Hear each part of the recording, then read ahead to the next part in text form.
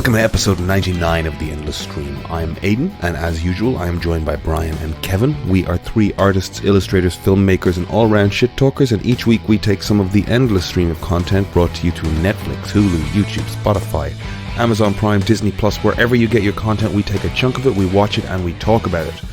This week we talk about the movie Antman, we talk about shrinking on Apple TV, we touch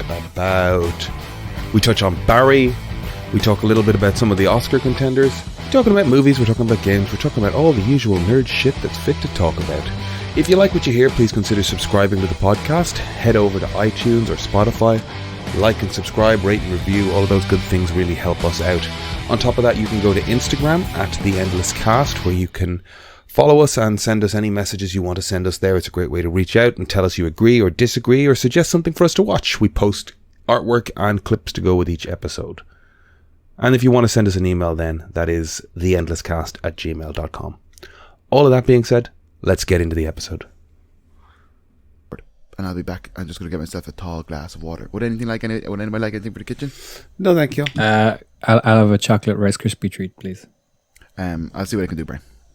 It's okay, because I have some here. Okay, excellent. I was just going to try and squeeze out a hard poop and show you that. Oh. I'm so glad I showed you these first. I wish I had a chocolate Rice Krispie treat. I will eat one in your stead. Okay. Those are good gets. We all recording? I guess Kev is recording. He's not here. Typical. Brian, how are you? How goes it? How am I? How am I? Why are you? Like, what you're really asking there is like, how am I existing? And like, what is the function of my howness? That's what we're expand on that. That's what we're no, maybe, but I mean that's what we're really driving at here, isn't it? Like, well, we could go around in circles for hours on low on battery. That, you know, Please recharge headset. I just charged this thing. Okay, but isn't that such a succinct metaphor? You know, I just charged this battery, but it's saying. And yet, battery's low, charge again. And isn't that? That's how I'm doing. Yeah, that's how I'm doing. Thank you for asking. Thank you for giving me the opportunity to expound and expand. Expound and expand. Oh, wow. Expound, expand. We're running all the permutations. Yeah. I love it. That's how we do it. That's how we do. That's how we do it. Tip of information. We do it. He's back. He's back. Welcome back, sir. My Welcome apologies. back. Was I gone too long? No. We just got very or rather I got a bit insufferable there. Indeed. Well, I find it hard to imagine, right? You'll just have to listen back. Your words are milder than mustard and smoother than gold. Smilder. Milder. Gold? Milder than mustard and smoother than gold. Is gold smooth? And is mustard that lyric mild? is cream. Smoother than cream. Is gold up, Brian? Smooth? Is gold smooth? And is Yes. mustard mild? Is mustard mild?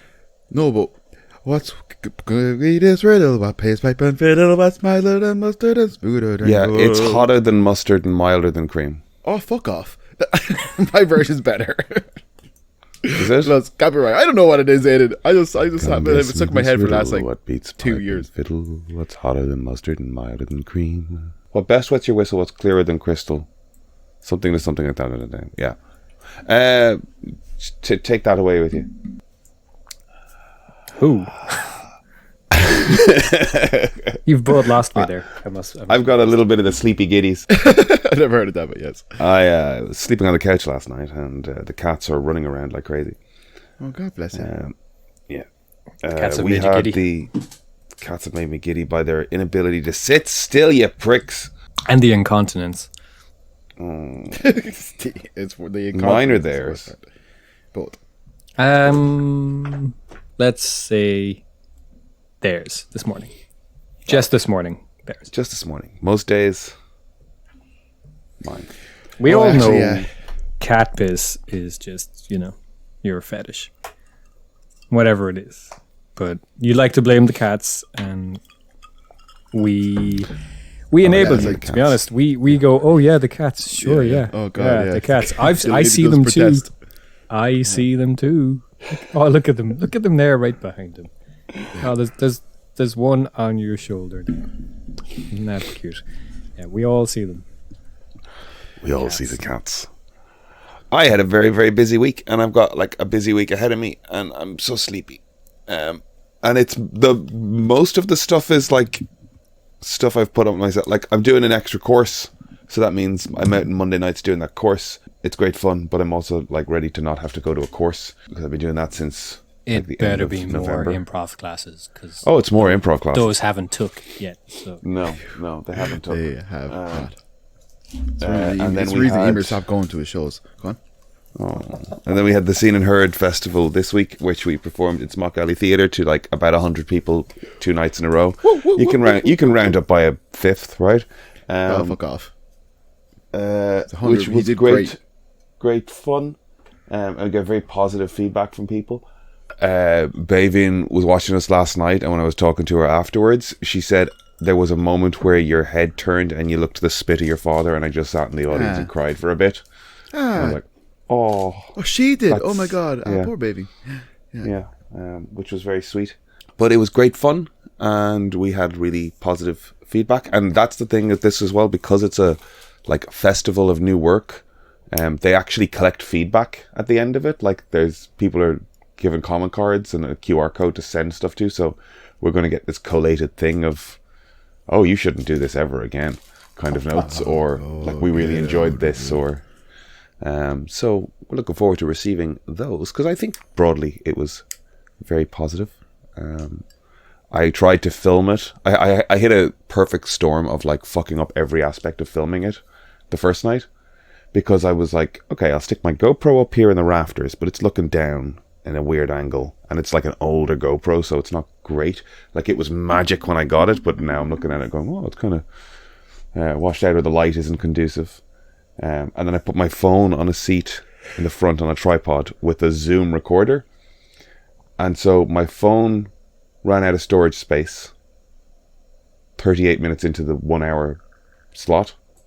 So I got the show that preceded us completely and about 5 minutes of us.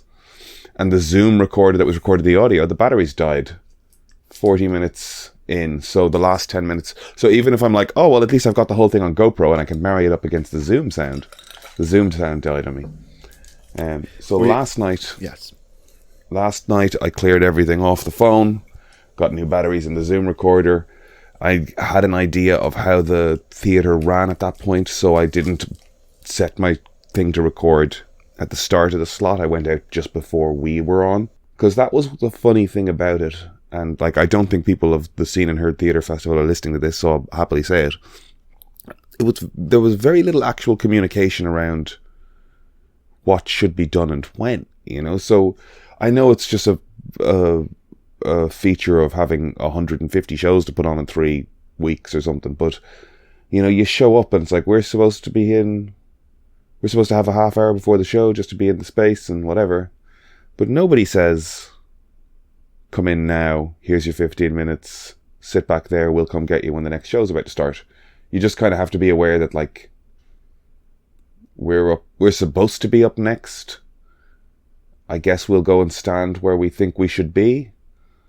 And the person who was helping us with lights and music just like made her way up to the sort of sound booth. I was like, hey, we've a thing here. Like it was very like fly by the seat of your pants. And there was a point in the first night where we were standing backstage waiting to go out, and the person who runs the tech was standing beside us, and we're kind of looking at her and she's kind of looking at us and was like, do you tell us when to go on, or do we tell you when we're going on?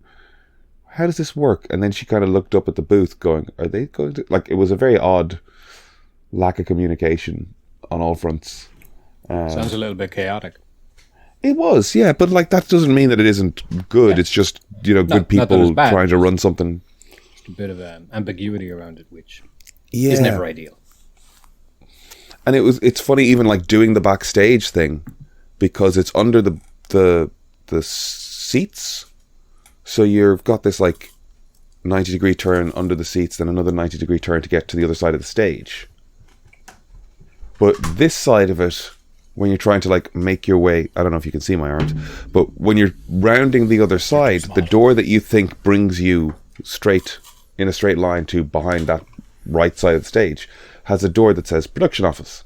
I'm like, okay, do I go in here? And I opened the door, it was empty, and the other door led to the backstage. So I was like, okay. And I walked through it. And it wasn't until last night I realized that like there's actually another door that you could go around a further 10 feet, I guess, east before turning again, you know. And we were just walking through this person's office for no reason. So it's not even like signposted. And this week I'm hosting giggles at the Bar Ella on Bagot Street, which is a stand-up show. And then next week I'm at the Gong Show. So I am doing lots of silly things. I have to write comedy. Congratulations. There you go. This is what That's my rant. Yes. This is my chaotic week. And on top of that, I went to see some things and I ate some delicious food. And I've been faffing about, yeah. What about you guys? How's your week, Kevin? How were the good aspects of your week? What were the positive things? There was little to none, but I watched some TV and I read some comics. Last week I was talking about Above Snakes. I don't know if I had finished it by last week, but I finished it this week and I really enjoyed it. I did say that I talked about the colorist last week. That's not the colorist. That was the letterer. I can't remember their name, but I was mistaken about their job on the comic, and the letterer is a very good letterer and takes a lot of time and yes, they even did a variant issue for the book that was just captions and balloons and all that kind of stuff. Pretty interesting, pretty cool stuff. I did read another comic called Torrent. Issue 1 came out from Image Comics, and it's a new superhero story type of thing, and I really enjoyed that. It tells the story of Crackerjack, who is a powerful superhero in this city. She is apprehending some criminals when another superhero called like Slipstream or something kind of joins. He's very enamored with Crackerjack. He's trying to make her she wants to become her psychic, you know, but she's not interested in having a psychic. So when they apprehend the criminals and they go back to her base, because he got his knee shot, and she brings him home and she cures his knee, or she brings it back to her base and she cures his knee, and he knows everything about her. He knows who her family are, you know, all this kind of real name or all these kind of things like, and she tells him not to run on his leg for 48 hours because his knee basically got blasted open completely, and he's like, well, I can't do that for like 48 hours, and she's like, look, it used to be 48 days, be happy, you know. So she tells him to take 48 hours off and chill, but he doesn't listen. Crackerjack goes home to cook a meal for her family. Her husband comes home, and then their child is there, and Slipstream kind of ignores her advice, and he runs off and he tries to apprehend a criminal. He fails. The criminal takes him in, brings him to his leader. His leader beats and tortures the unholy hell out of him. They extract his real name, and then they extract information on Crackerjack, her real name and address. And this villain sends all his minions to her home, where subsequently his minions execute her family in front of her and leave her for dead. And it's the story of this kind of superhero's journey to pure vigilantism. But yeah, it was very good. There you go. That's issue 1 of a book I'm reading at the moment, and I really like it. And I watched Barry. Sounds pretty interesting. Yeah, this comic is interesting. It's called Torrent. I really do recommend it. And the gentleman in Subcity Comics, shout out to Subcity Comics, suggested Tom King's Danger Street to me.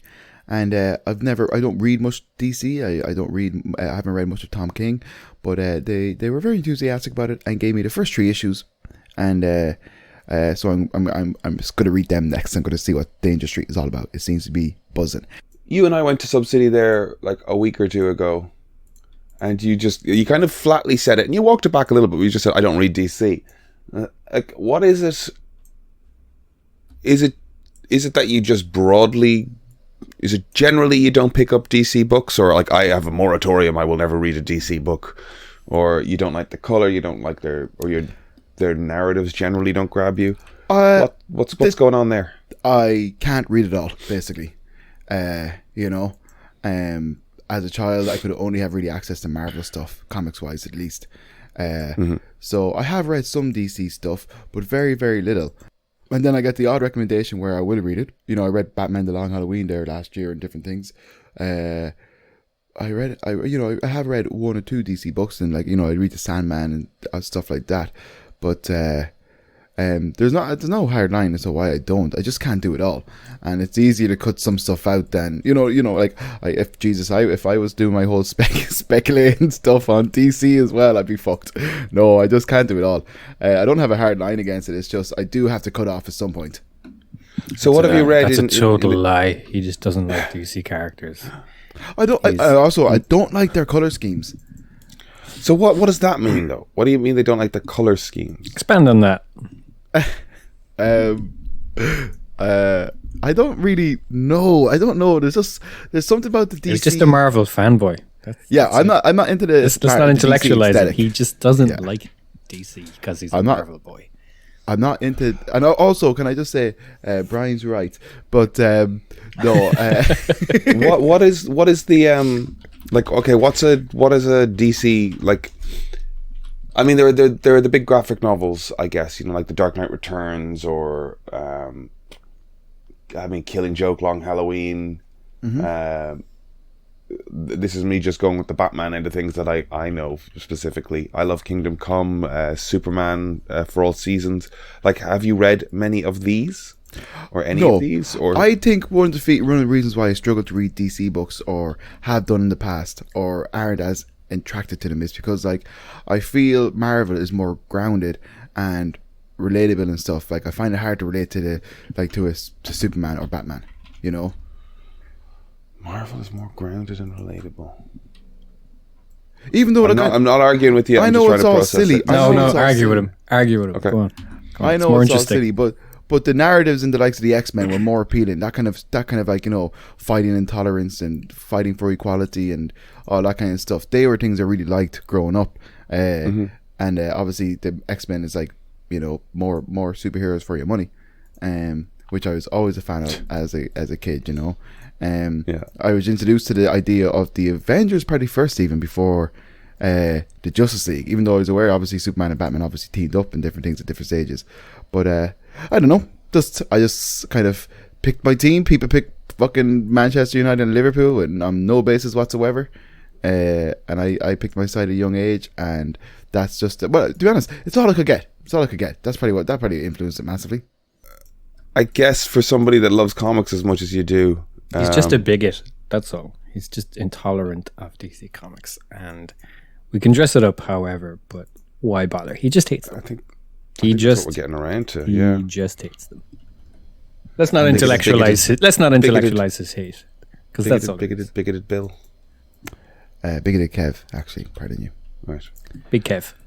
Let's just go with Big Kev. Big Kev. Yeah. Oh, Big Kev. What's Big Kev short for? He's Bigoted Kev. Yeah, he's only 5'9". Oh, sorry, Kevin. Yeah.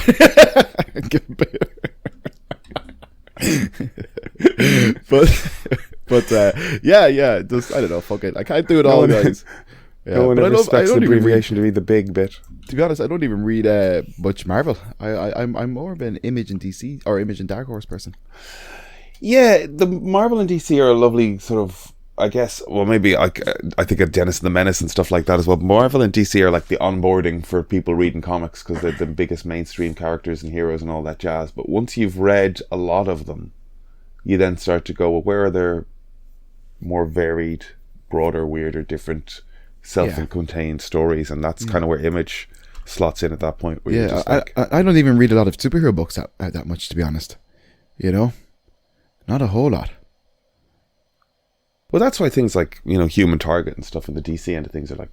I have one or two of them, Yeah. Okay. We must get you onto some DC Hey, I'm open Like- to it, but like, I want to read Alan Moore's Swamp Thing He's and not. stuff. I want to read Grant Morrison's Animal Man. Brian, fuck you. But yeah, But that's what we're saying is like there are these sort of touchstone books in that world of content, I guess. So I'm pretty sure you gave me you some DC books as well when you were getting rid of a lot of your stuff. yeah, I gave you like I was clearing some graphic novels and I ran some past you, right? Yeah. They went straight in his recycling. Oh, Yes. Did they go straight in your recycling?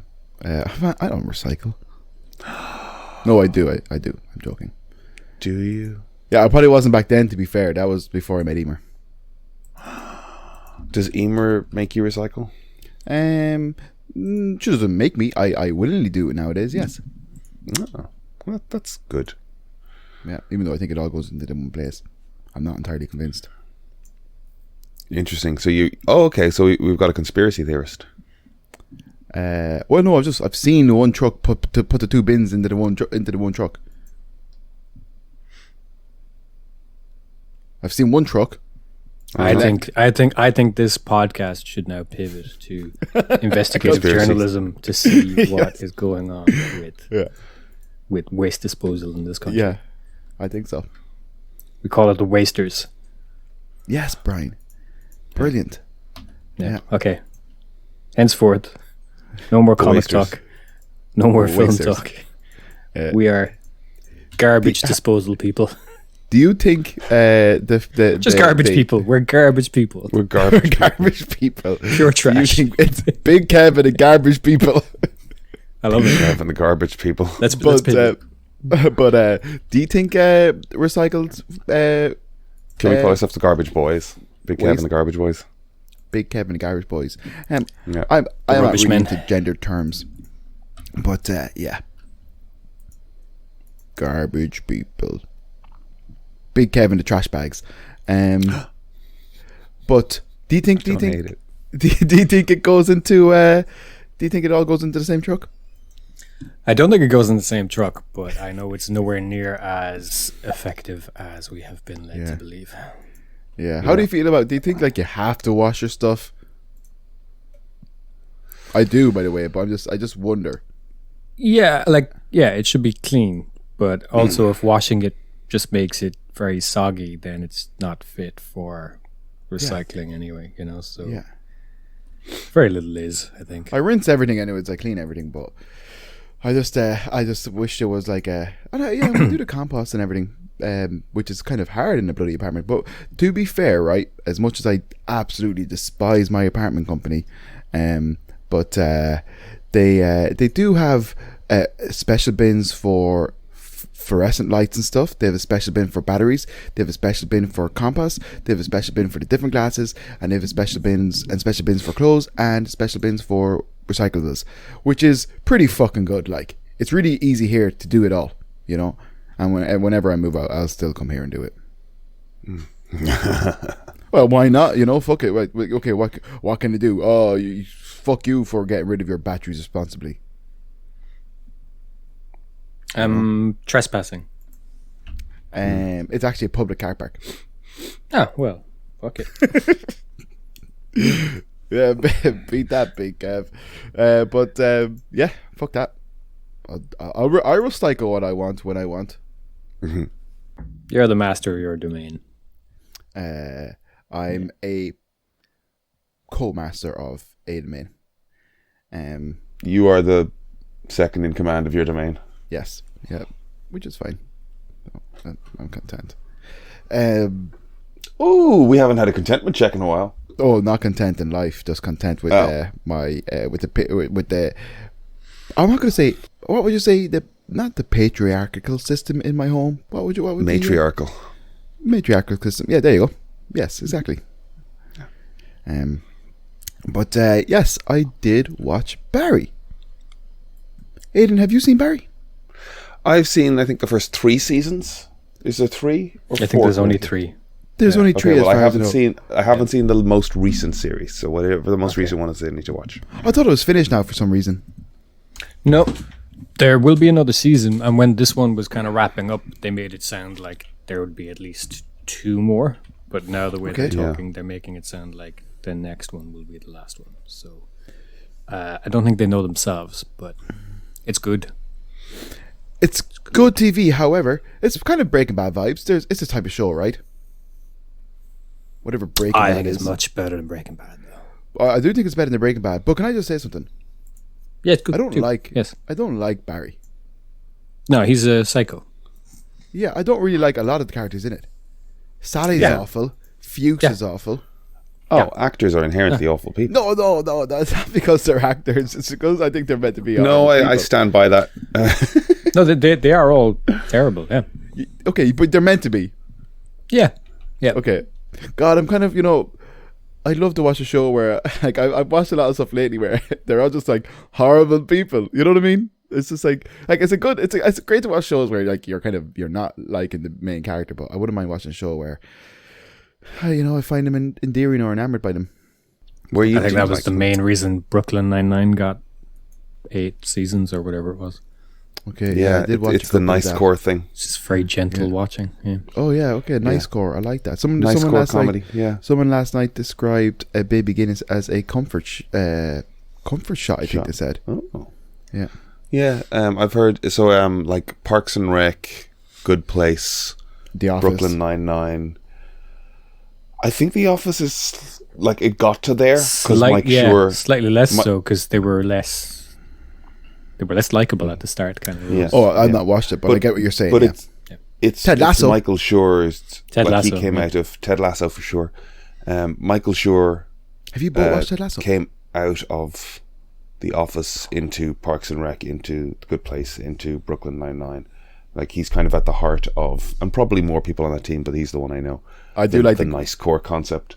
I do like the way in The Good Place, though, they're not likable characters, but like, that's kind of the actual point of the show. yeah. No, they are, but they're not, you know? But the point is them learning to be better people. Yeah, They're terrible people, but they're likable. Yeah. But they're not likable in Barry. No. No, okay. That makes me feel better, because sometimes I'm watching going like, I'm not enjoying this. Like, don't get me wrong, I'm invested. What season are you on? I did like the Chechen. Oh, he's so fun. Yeah. Yeah. I like it because it's, it's blackly comic. So, Yes. even though we don't like them, it's still inherently funny moment to moment. Yeah. I think it does that brilliantly. It can switch from like very, very fun, not even like subtly funny. It's very, very funny and then very dark. Yeah. In the same line of dialogue almost sometimes. Oh, no, It but does it yeah, it's- really well. But you're right, though. It's like, it can be totally funny or out loud funny, but then just switch to super dark. Dark. And it's Yeah. it's dark, Yeah, it's a hard watch at times, but I do enjoy it. I am enjoying it. Season 2, I'm on season 2 in it. I think You're currently watching season 2. Yeah. Have you think I'm finished it? No. I think I'm on episode 5 in season 2. Okay. Have you seen yet? Let me look up. Have you seen? I'm gonna check up the episodes. But also, Henry Winkler, what a treat. Small spoiler: he gets a bit more likable. I will say. Who, Henry? Yeah. Yeah. I don't think I give it. Like he's not completely, but he's just slightly more likable. I think as the series progresses. He's one of the more lighter, like they're all like egotistical narcissists and all these kind of things. Like they're all so self-obsessed. But Henry Winkler but I just think he's quite likable, anyways. But but he's a great character in it for sure. I like him. I don't mind. Henry's all right. Henry's good in my books at the moment. Have you watched 1, 2, 3? You're just on episode 5 now, or you watched episode 5? The last Episode 5 was Ronnie and Lily. It opens with him going into the house of a taekwondo instructor. Yes, I was going to say that's the episode I'm on. Right. When you say on, do you mean have you watched it, started it, finished Yes, it? that's what I'm trying to say. That's the episode I'm on. Just fucking say it. You're still saying We still on don't know as if if you you've hit seen it paused or and came to watched record the it. podcast. But because I'm getting interrupted, that's the episode I'm on. But I can't remember if I finished it. Right. Okay. I think I could have fallen asleep during it. But I do remember, like, it's so funny when he's trying to be nice to the guy and he's just like, just leave, and the guy's walking around and he's just like, whoa, all these taekwondo, and it's just so fucking funny, and then he gets just absolutely kicked in the guts. It's so funny. But yeah, I really enjoyed it. Yeah. Whose taekwondo trophies are all these? Yeah. It's so good. Like Bill Hader's delivery for that type of line as well is. I know. It's funny anyway, but the way Bill Hader delivers that type of line is just, oh wow, whose trophies are these? Yeah. Kind of. I love how the guy was so just like not bothered. It was so good. Very, very funny. It kind of gives me, so basically it does give me Breaking Bad vibes in the sense of kind of like just when you think he's on the straight and narrow and things are okay, it's just like somebody wants him to kill somebody, or kind of gangs are back and different things like that. So it kind of has that type of thing, but it also gives it kind of Mr. In Between vibes in the sense of it's very just, Mr. In Between.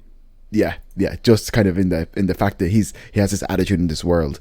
But speaking of Mr. In Between, I read a wild article. He doesn't really give much interviews, and he gave one there recently enough to an Australian reporter. I'd say you guys would be better to read it and analyze it and stuff. But I think he's I skipped through the article, but I'm getting like John Pertell vibes. Right. Okay. Just in the sense of like, I think he alludes to being a bit of a Mr. In Between himself. Right. Even though up until the 50s and stuff, he was driving taxis and delivering pizza. Yeah.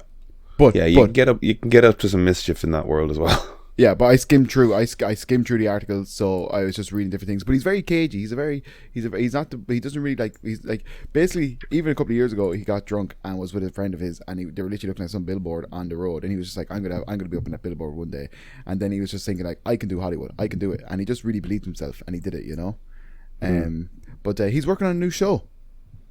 Good. Because the last one was class.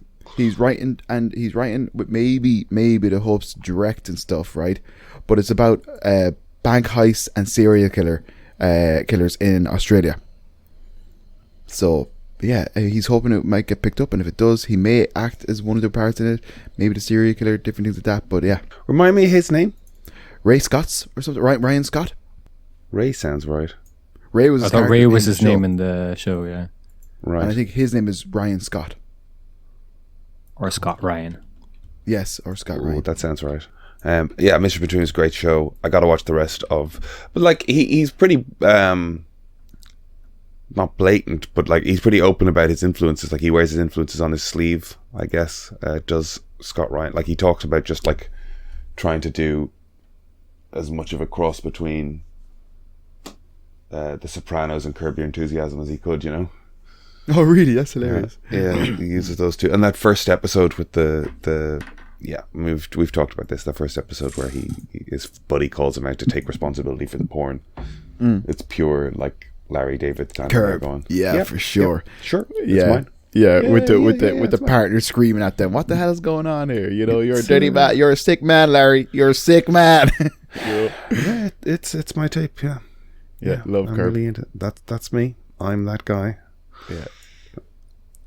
That's hilarious because now that you say that, that's literally set Garland, isn't it? Jeff Garland. It's literally his wife. That kind of like screaming and angry, but she's brilliant. His wife and that is excellent. Oh my god, she's a force. She's hilarious. I love that show. Curb is so funny. Jeff Garland had a podcast for a while. I think he did like 20 episodes and they were great. He had great people on. I can't remember the name of it. But like when podcasts sort of started, you had to actually download the fucking things rather than stream them.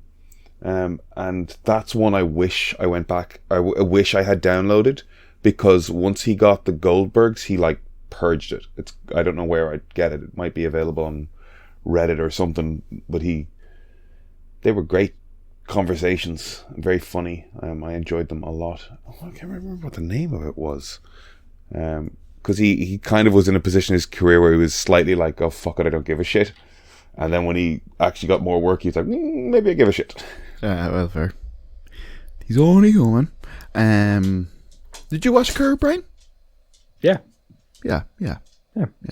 Oh yeah, sure. We used to say the. Well, what was it? The yeah. Pretty good. Yeah, he's brilliant. I've talked a lot. Aidan has talked a lot. Brian, what have you been up to? I started volunteering with dogs. Oh my God! No You way! started volunteering with dogs. With Congratulations! That's great. Where are you doing that? doggies. It is 2 minutes from my house. And what do you do, Brian? I'm just kind of learning the ropes at the moment. So Wowee! whatever needs doing. But a lot of it is just sitting in a room with some dogs in training and getting them to chill out and be cool.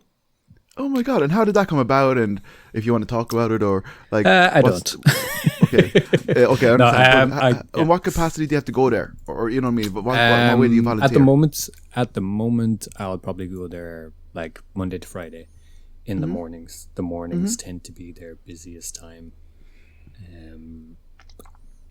But like the day to day can kind of change a bit, depending. So And these are the people needs kinda- dropping the dogs in, or are they so rescue dogs? It's a charity for it's dogs for the disabled, Dogs for Disabled. Shout out to Dogs for Disabled.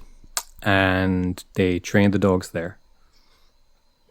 Typically, the dogs are in the building from like 8 in the morning until 5 or 6 in the evening. Then they go back home with family in the evenings or maybe for a weekend. But they are in the building from, let's say, 8 till 5 or 6. And that's then when they do their training and stuff like that. And can I ask a question? Of course. It's probably a stupid question. It's not feasible to bring Marla with you. Does she accompany you, or does she stay at home? No. Not yet, anyways. I guess. Yeah, I wonder how she'd kind of get on. Like she's typically pretty good. They'd all be her size now. I think they're about 18 months. So some of them might have a bit of puppy energy for her, but I don't think any way she'd react would be anything different from the way they sometimes react with each other. You know, like they're all generally very calm. There's 2 dogs from the same litter, and they're lovely dogs. But they just cannot relax. Like they lie down for about a minute and they just get back up again, and they're just looking to, like, whether it's play or looking for jobs, like looking for something to do. So the other dogs, like, you know, they'd kind of give them a correction and stuff, and Marla would probably only do something similar, but it's probably not really conducive to their training. Yeah, no, that's fair.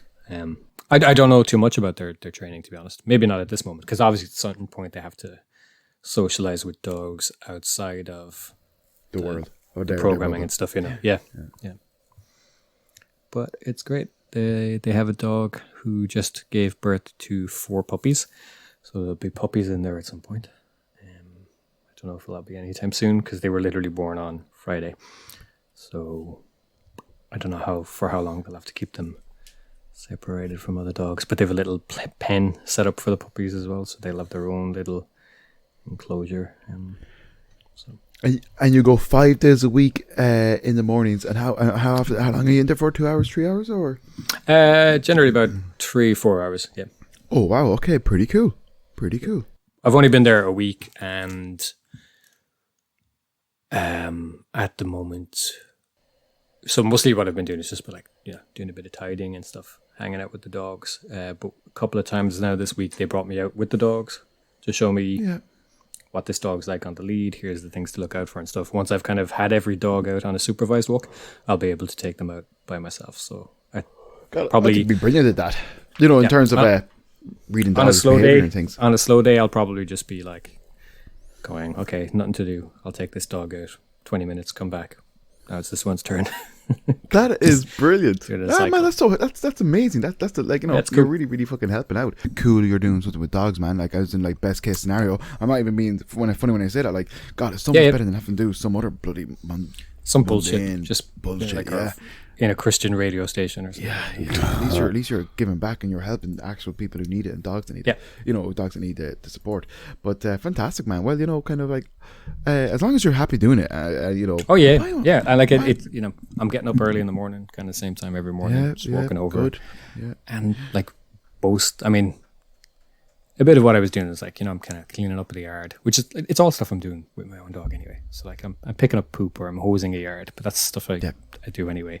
And then I'm doing laundry and washing like dirty dog bedding and stuff like that. But then a good 2 hours of the day are literally just sitting in an office with like 7 dogs, a bunch of chocolate labs and retrievers, and they're all like, they're all taking turns just kind of like walking up to me and being like, hi. Yeah. Just, Are the people nice there? They're lovely. Very nice. Great. Awesome. Very nice. You never know, Brian. It could even like be something you actually want to do. Yep. As in like, even if you got a programming job, it could be something you want to kind of like. Oh yeah. I mean, if I had time, I'd still kind of help out. Dude, if I could, Yeah. Yes, of course. Yeah. Well, that's great, buddy. I think that's fantastic. Well done. That's awesome. It's funny though, because like the second day I went in, they're like, okay, you'll be helping Richard this morning. He's putting a fence together. I was like, cool. Just like chatting to Richard. I wasn't sure if Richard was like a guy who works there regularly or whatever, but it turns out Richard is like the owner's husband. Chatting away with him, and he's kind of making small talk about rugby and stuff at first. And we got from rugby, kind of mentioned that like myself and my brother do Taekwondo, and he's like, oh yeah, there's a Krav Maga place around the corner. I've been meaning to check that out. And I was like, oh yeah, cool. I was like, have you done like any kind of martial arts and stuff before? He's like, oh yeah, like I do Taekwondo. I was like, oh right, okay, cool. I was like, yeah, I was actually training Taekwondo last night. I was like, oh, all right. I was like, where was that? And he's like, oh, in Bishopstown. I was like, I used to train in Bishopstown. I was like, with Dermot. He's like, yeah. I was like, he's known Dermot, like my old instructor for years, and we're kind of talking a little bit. And I was like, my brother still trains in that club. I was like, you might know my brother. He's like, who's your brother? He's like, David O'Sullivan. He was like, I was sparring your brother last night. It's so he's known my brother for years, apparently. That's a good thing. Yeah. Dave's a great lad. So can only do you any for favors, And then I was talking to like the CEO. I was asking her how she'd gotten into this, and she used to work for the guide dogs for the blind.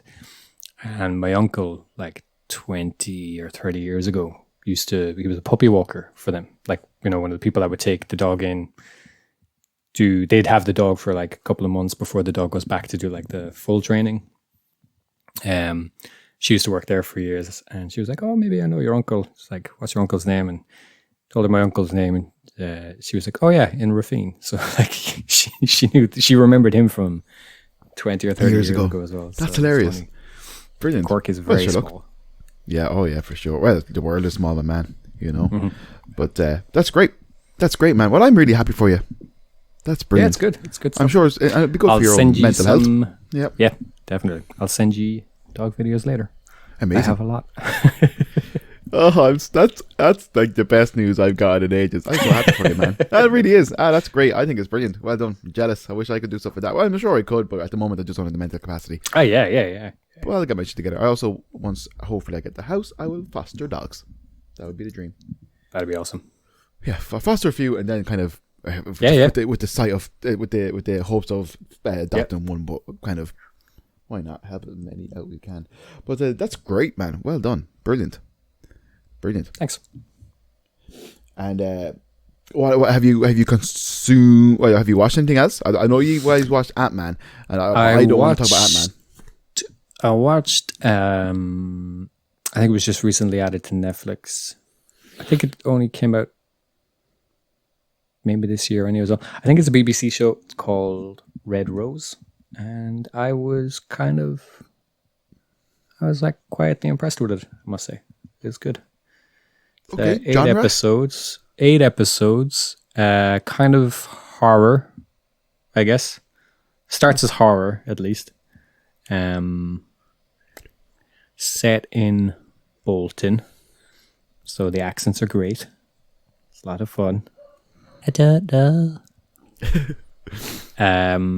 Yeah, it's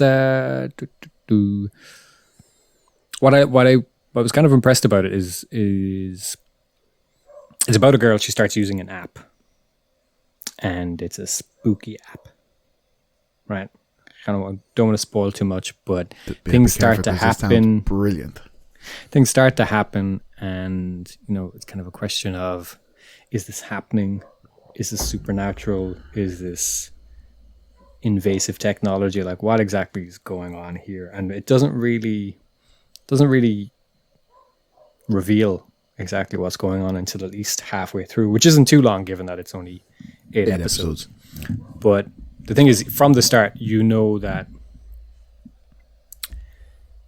whatever the explanation is, it's either technological or supernatural. And it's like, the second we know exactly what's going on here, this is going to be less interesting, because there's only a certain number of things it can be. And it just can't be that compelling because, the fun of it is the vagueness and the mystery, and that the moment they start explaining too much exactly what it is, it's going to lose that edge.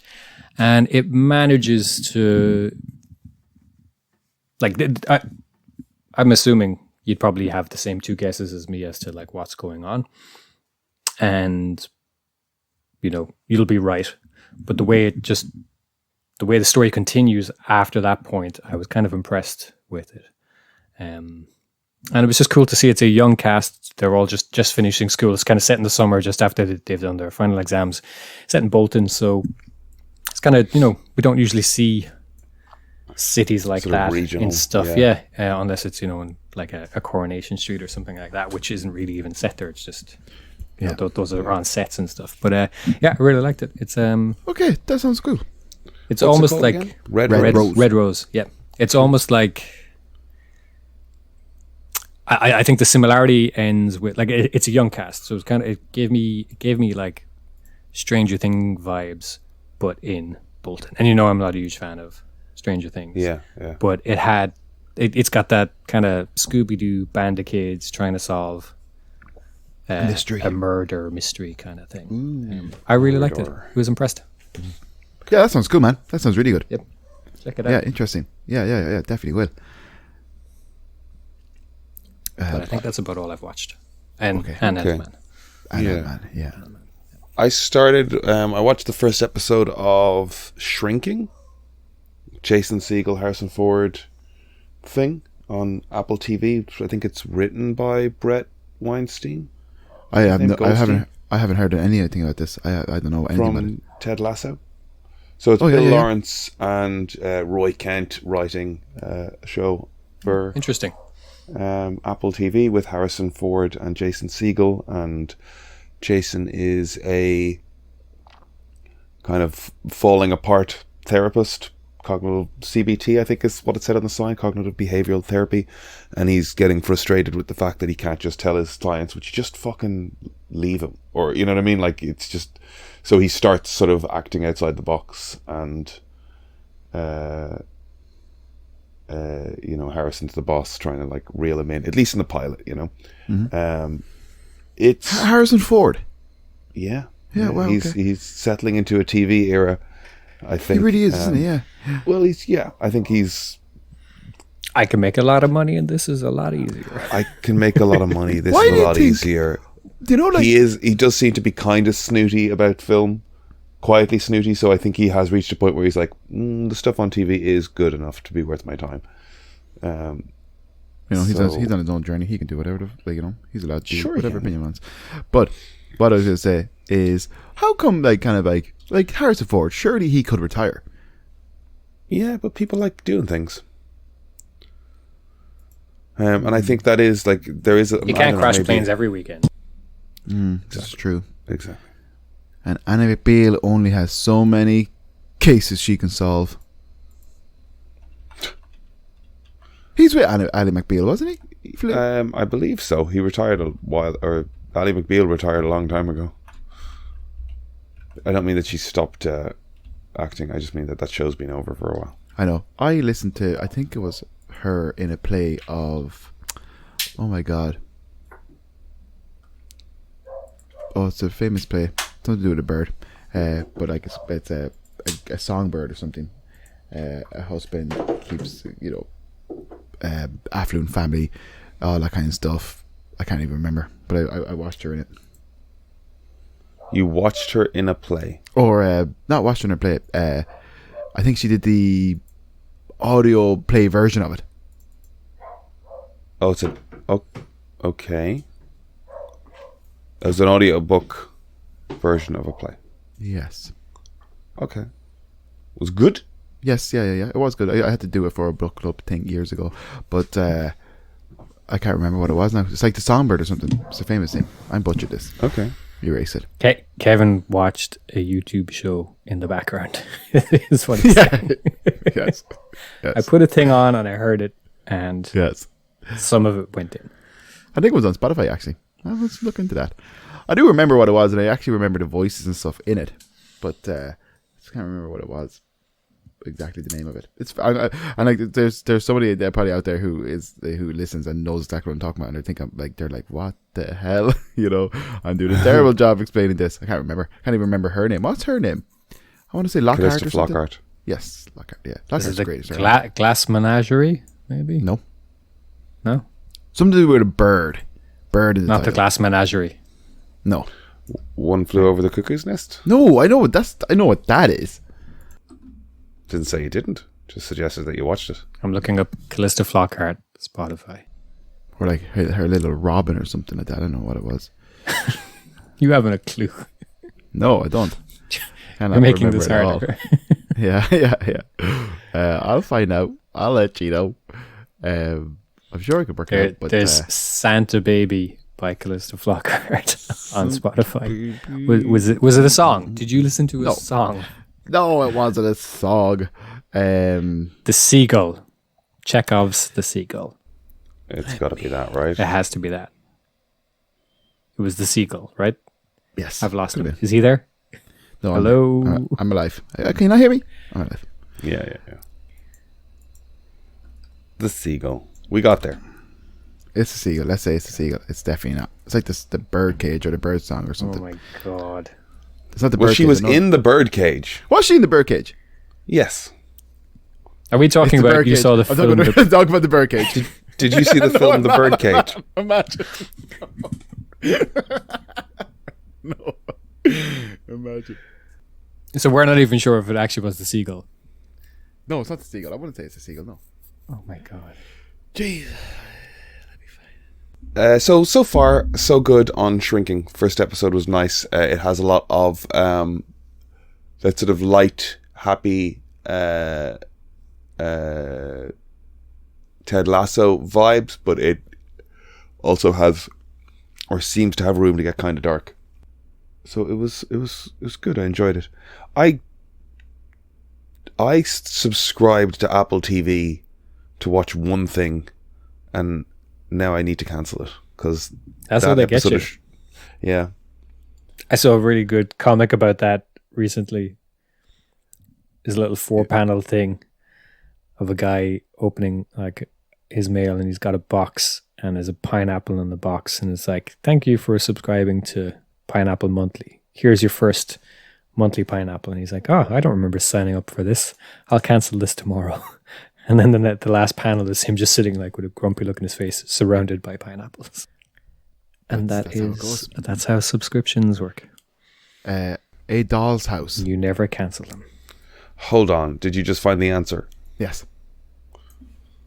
It's A Doll's House, but the reason I said bird is because her husband kind of refers to her as like his little songbird, and like he's very condescending, and like, it's like misogyny and all that kind of stuff. But it is a good book. A Doll's House. Yes, I'm sure it's a classic.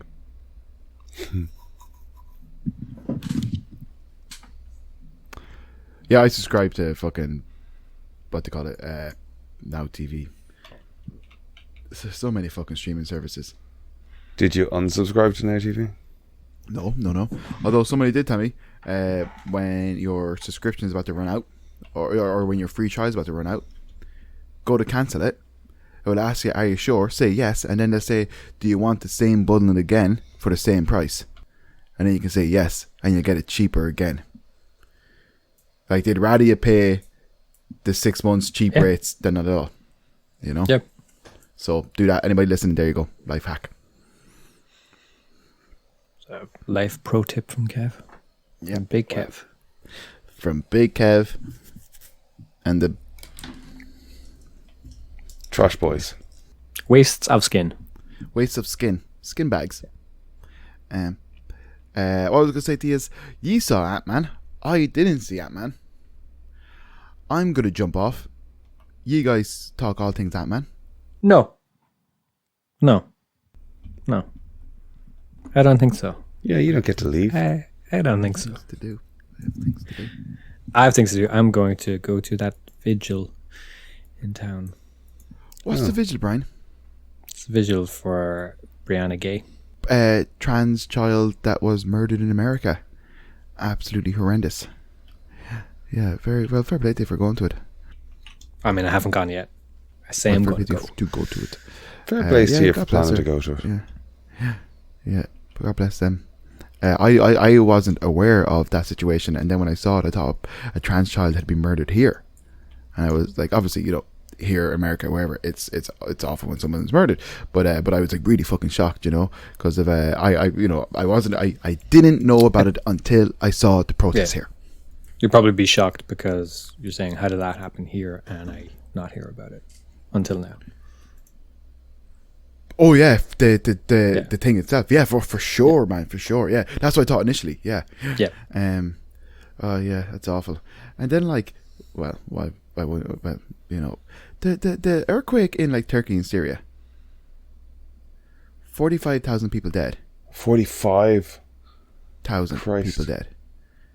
And I could have been wrong, but then Israel fired rockets at them this morning in Syria. That's grim. That is fucking brutal. Obviously, we don't have to get into let's not get No, into I mean, there's stuff been going on in Syria for years that is just an atrocity, on the scale of what's going on in Ukraine, but it's been going on for. Yeah, I know years. that. Sure, please. Yeah, I know. They're constantly. Israel is just always just litter the sky with rockets, and then somebody. There'd probably be more listeners if we were more outspoken and inflammatory like that, but I don't think we want that. No. I don't think we want that heat. No, we don't need to add. We don't want noise that in the action. world. We don't want that action. Yeah.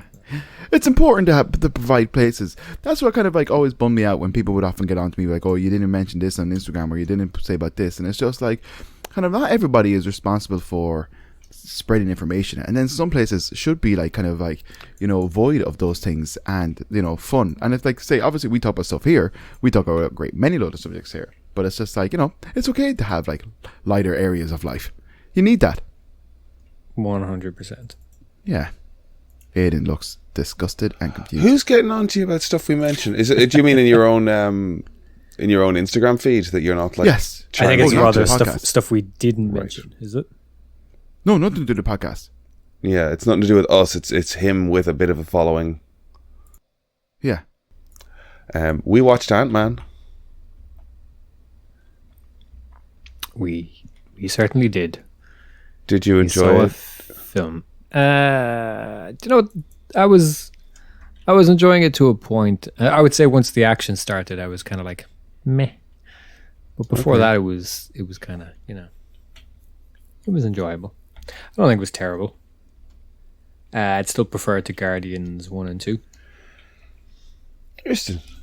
Okay. I mean, I like Guardians. I like Guardians. Do I rate this higher than Guardians? Oh, that's interesting. Do I rate this higher than Guardians? No, I think I had more fun in the two Guardians movies than I did in this. There's some great stuff in it. I'm going to be careful because I don't want to spoil for Kevin. But there was some, I'd put it this way. I would tell a Marvel fan go see it. I would tell a non-Marvel fan watch it on Disney Plus if you have it. Put it that way. Yeah. Whereas I would probably tell a Marvel fan, you can probably skip Wakanda Forever. Okay. It's better than Wakanda Forever. Yes. Yeah. And Thor: Love and Thunder. Mm-hmm. Paul Rudd's great. Paul Rudd's great. Jonathan Majors is great. Majors is great. I do have to skedaddle, boys. Okay, skedaddle your way. I'm hitting stop anyway here. Whoa, hold on. We have to. Stop. We're not done. Oh, we're done. Kev's going to jump off for a minute. Let's have a chat about it, Antman. Yes, Oh, he's got to go. He's got to No, go. Brian. But you and I can I gotta go. support Aiden. You got to go. I gotta go. Yeah. Okay. We've been leaving at 11:30 the last 2 weeks. Okay, 11:30 is fair. the jump off time. Okay. That is All fair. right. That is fair. If we've been doing 10 o'clock starts, it's been 11:30 finishes. Okay. It's a good cause, Brian. You shoot on, buddy. Aiden, we can wrap it up if you want. Yeah, let's take a minute just to round it out, because we kind of just like gently flowed off of Antman into stuff we can't use. Yes. And I'm sorry about that. That's But I okay. just thought I'd give you an update. Antman's good. It's got there's some really dodgy editing in it. You know, some of the action stuff. Like, I don't know if it's like simple things about like when you cut from one shot to the next. Like, very early on, you'll see it with Michelle Pfeiffer in the quantum realm, like in a flashback, and like a thing jumps at her from an angle, and they don't sync, they don't match in terms of eye line and stuff, or in terms of like it's that really kind of basic, like a third thing jumps at her from a shot that we've not seen. She reacts in a direction that doesn't correspond. It doesn't work. As somebody who's not seen it, here, no, I don't want to be here. Kind of. And I'm not talking narrative or anything. I'm kind of just talking, because you've not seen it. I'm specifically talking about weird little editing things. Like, there's a shot where a ship flies towards something, and it's just not impactful based on how they cut to the next shot of the repercussion. And I don't want to hear this. How are they? You don't know how my brain works. How are they messing up simple technical? It's gonna be a torturous experience in the cinema now. I'm gonna be looking out for planes landing, and what's gonna happen after that plane lands, and then nothing. And it's how many planes have to land in this movie? Which one was Aiden talking about? Fighting me? You said I'll stay and we'll round this out, and then you're just fighting. Because I'm not talking about. Yeah, I know, but I'm not. You're just talking at me. Yes, because you haven't seen the film, and I was going to ask you a question about the film. I was going to this podcast has no ending because Aiden, I have questions about the film. It dies mid conversation. What does it feel like? Is this movie a big movie that other people like? You know, the way that's what I'm going to say. I'm cautious in asking. Okay, but we all thought. Spider-Man was a big movie, the last one. Yes. We all thought Multiverse of Madness was going to kind of be an impactful MCU movie, like a big one, leading on to other things. This has also, like, I going into this, I'm under the impression that Khan is the new big bad, X, Y, and Z. Don't say boo about that. However, is this a big movie, or is it just an Ant-Man 3 sequel? Like Doctor Strange is a good Doctor Strange sequel. I think it's trying to be a big movie. Okay, I think it's trying to set up big things. It didn't land for me anyway. Okay. It isn't hitting how they wanted to for me. Mm-hmm. Now, I think I said years ago that I am happy with Marvel because we've reached a standard of production in terms of special effects and storytelling and stuff that, like, I'm happy out just watching a new issue of this comic book every month. And eating popcorn. You know? And eating popcorn. And that's where this lands. It's not... It's so hard to recapture the magic that was the Infinity War Endgame, that whole cycle and arc and stuff. Run away. Have a great day, Brian. Cool. Take care, bro. I do think what we're seeing a little bit of, and maybe I got to look at like the production people involved, but I think if I checked, the guys that worked on Rick and Morty, that worked on Thor: Love and Thunder, also worked on this to some degree, because there's definitely Rick and Morty vibes in terms of the depth of the aliens and the worlds and the locations. Okay, I understand what you're saying. Yeah. Do you know what I mean? The way that works. But the thing to think as well is that Rick and Morty, I've always thought it funny that Rick and Morty really draws from the Kang arc quite a bit. 100%, yes. And 100%. The Council of Ricks and the Citadel of Ricks is Kang. And it's kind of funny to see that start to eat itself a little bit and loop around. And I'm wondering if the reason it didn't work for me is kind of the, that John Carter of Mars thing, that like John Carter of Mars is a book from the 1800s that introduced the concept of an alien on another planet that suddenly had superpowers because of different gravity and different light and different suns, that's fighting in gladiatorial arenas. And so there's so much like Superman in him, and so much like Star Wars stuff that like that book was a big influence on Spielberg and on the guys that made Superman and on Lucas, that by the time we're watching the sort of the Colosseum scene in Attack of the Clones, and by the time we're watching whatever, when we finally get a John Carter movie, it feels derivative. Yeah, So totally true. Yeah. we've seen so much kind of Kang stuff in Rick that by the time I'm actually seeing Kang stuff, I'm like, this feels like the parody that I'm used to watching. Oh yeah, that's terrible. Yeah. Now, you watch it for yourself. Jonathan Majors is amazing. Yeah, the universe is cool. I just think some of it's kind of sloppy. Okay, well, so look, I'm like, not, I'm not in a, I don't mean this in a bad way, but I'm definitely like, you know, easier pleased than you guys for sure. I pick up on certain things less. So I think you know, I think if you and Brian are kind of both saying that like it's if you're a Marvel fan, it's worth a watch and go to the cinema. But it's like it's not good to like, but that's man, like as you said, I'm happy just to kind of eat popcorn and watch that movie. Yeah, and I think you'll have a great time. There was solidly 25 minutes of trailers ahead of the screening I went to. But it's always just like a half an hour. Like when I go to cinema myself, I'm always just like, okay, the movie's at like 10 o'clock. Okay, like I leave around like say 9:45 or something, and I'll be on the Lewis Inn and stuff, and I get my popcorn and stuff because I know there's always like 20 minutes, half an hour of trailers. I never rush in to get like there. I'm never late for a movie. Yeah, I was getting kind of stressed because I went to get popcorn and it was 20 minutes stood in that queue, and I was like, it is now 15 minutes past when I thought I'd be, and then I went in and was like, I have so many more trailers to watch, or so much more. Yeah. Like all of those like eye-watering, ear-wrenching. This sound like I'm in the cinema. Stop trying to sell me the cinema. I know. I don't get it. Got me here. Yeah. Like you're trying to tell me what a great experience it is by making it a shittier experience. Yeah, exactly. It's so funny. It's like I'm literally here. I showed up. Leave me alone. Yeah, you should come to the cinema more. But there's still time to go and get some popcorn. I'm eating popcorn. Let's go. Let's all go to the lobby. Good luck editing this episode.